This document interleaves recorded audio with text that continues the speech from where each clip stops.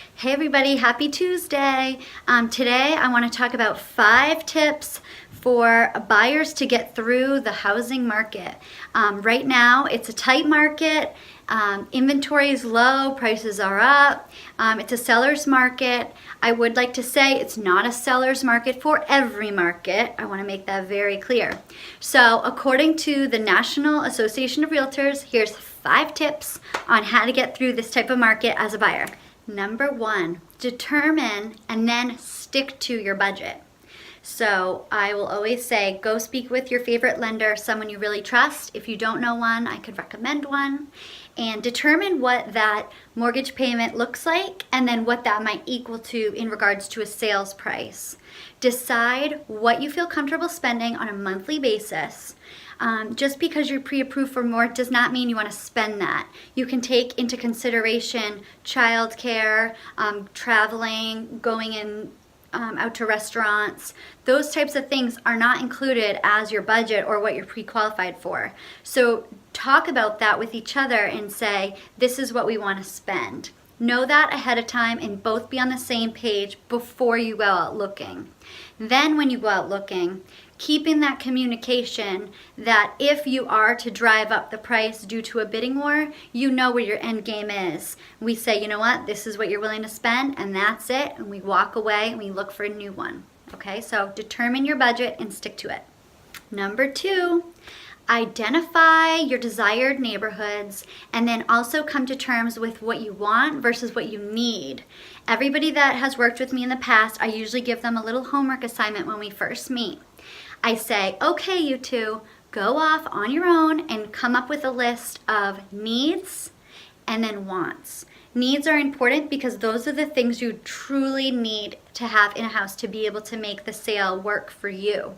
Wants are things that can be added later or they're little bonuses. If you haven't seen my Tuesday tip of me in a wedding dress, this is very clear about needs versus wants. Check that out. So once you know what your needs are, the wants can be later on. And you can also determine location, number 1. That's the most important, that cannot change. After location, look at the lot. That's not something that can change too much either. And then layout can't change as much.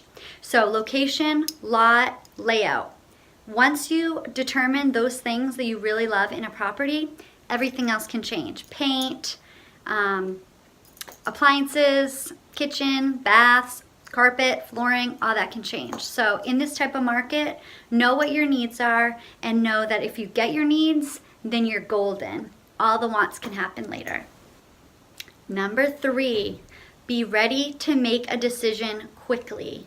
This one is tough for a lot of people. So the best thing I can suggest is do your homework. Go out, learn first about the properties. Learn what you want, learn what you don't want. That way, when you do find the one that you know is a good fit, you'll feel confident to be able to jump on it quickly. I will always say that I will never push you or pressure you to buy a home quickly. That's up to you.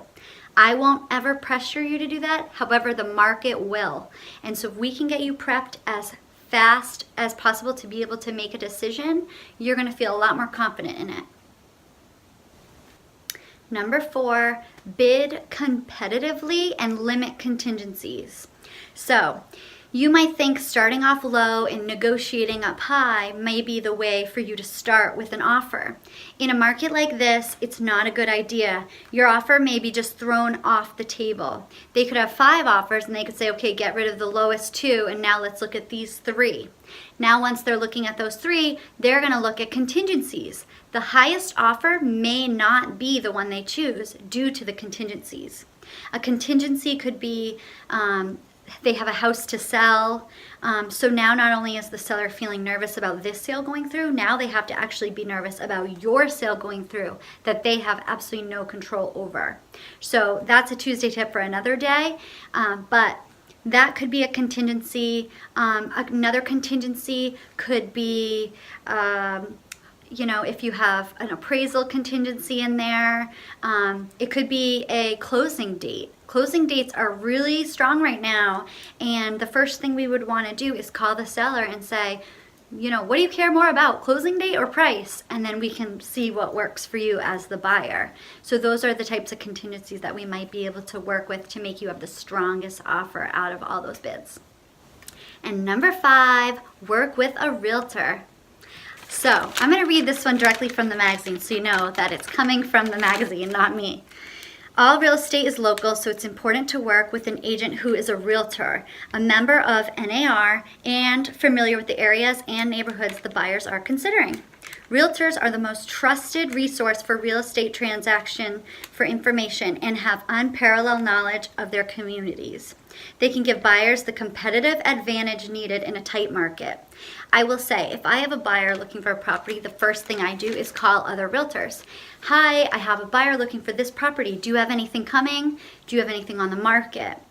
And, just being able to communicate with our own realtor group is so wonderful. We have 500 agents in our company, and so be able to click with the switch of a email send, I can find out what's coming on the market, what's coming to be listing, what buyers are looking for. So it's really a great group and very helpful. Plus knowing that a seller knows you're, as the buyer, working with a professional, that seller's agent's going to feel a little bit more calm, feeling like, okay, they know what they're doing. They know all the documents and what needs to be done on time, which is going to make the seller side feel a lot more comfortable. So hope this was helpful. Thanks for listening. Happy Tuesday. Next week, I will see you in San Antonio at our sales convention. Stay tuned. Bye.